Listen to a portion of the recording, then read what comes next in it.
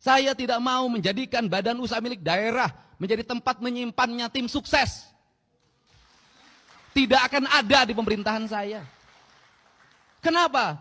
Kalau negeri ini dibagi pada tim sukses, maka negeri ini tidak akan pernah berakhir. Tahun ini, tahun depan lagi ini, kapan kita ini? Dan negeri menjadi negeri balas dendam. Kenapa Tiongkok berhasil? BUMN-nya berhasil membangun infrastruktur. Negaranya menggerakkan investasi, membiayai. Apa yang terjadi? Mereka surplus keuangan. Karena surplus keuangan maka dia mencari negara di mana dia harus berinvestasi agar uangnya berputar lagi.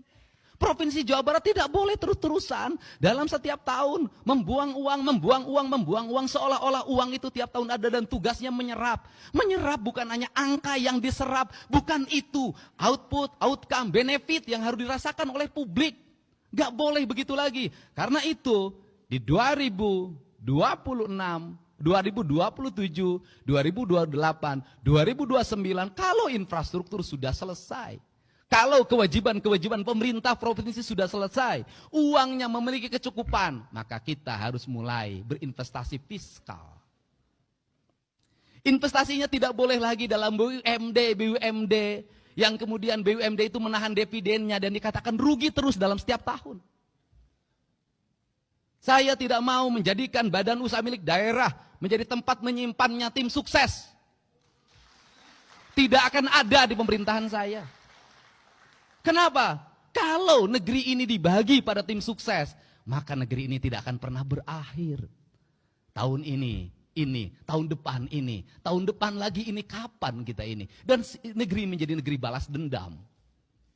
Tetapi BUMD saya akan lakukan apa? Audit investigatif.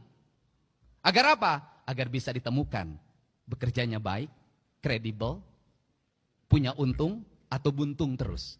Kalau buntung terus, ngapain? Gaji pengangguran, ngabisin duit APBD, tutup. Kita arahkan apa? Investasi pada BPR-BPR yang sehat di kabupaten kota dan kecamatan yang sehat. Agar apa? Agar uang provinsi bisa diserap oleh masyarakat yang jujur. Kita tingkatkan lagi investasi di Bank Jabar walaupun sudah terbuka. Dan Bank Jabar harus mengalami efisiensi. Efisiensi apa? Struktur jabatannya jangan terlalu banyak. Jumlahnya disedikitkan. Untuk apa? Karena Bank Jabar itu nggak usah pakai struktur banyak juga sudah untung. Pelanggannya ASN, anggota DPRD, bupati dan wali kota, termasuk mungkin saya nanti. Nah, kenapa? Kalau seperti itu, maka kalau jumlahnya sedikit, untuk apa? Agar dia dividennya tinggi. Kalau dividennya tinggi, belanjakan untuk kepentingan publik lagi.